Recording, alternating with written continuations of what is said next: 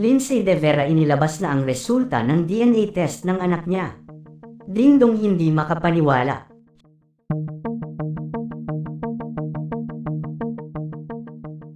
Hindi nga makapaniwala ang maraming netizen sa naging paglantad sa publiko ng dating kapuso star na si Lindsay De Vera at sinabing may anak sila ng aktor na si Dingdong Dantes.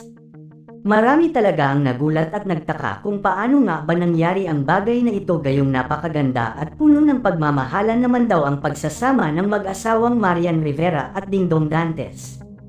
Ayon sa nakalap naming impormasyon ay nasa edad 3 taon na din ang batang tinutukoy ni Lindsay De Vera na anak umano nila ni Dingdong Dantes.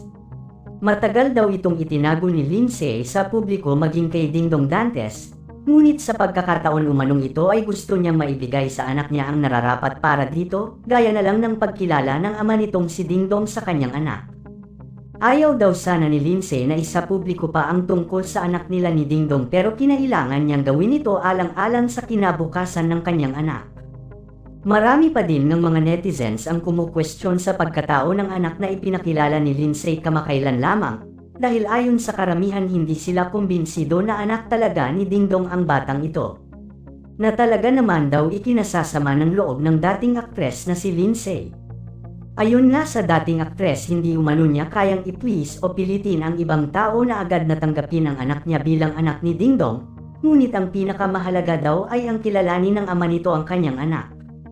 Kaya naman dahil dito ay ngayong araw nga daw ay nakipag-usap na si Lindsay De Vera sa abogado ni Dingdong Dantes, at agad na isinumite ang DNA test result ng anak niya at ni Dingdong Dantes. Kaya naman sa pagkakataong ito ay alam na ni Dingdong kung ano ang naging resulta ng test na kanyang inirequest na isagawa sa kanila ng batang tinutukoy ni Lindsay De Vera. Sa ngayon nga ay hiniling ng kampo ni Dingdong, maging ni Lindsay, na sana ay maging private na lamang ang bagay na ito para na din sa kapakanan ng bata.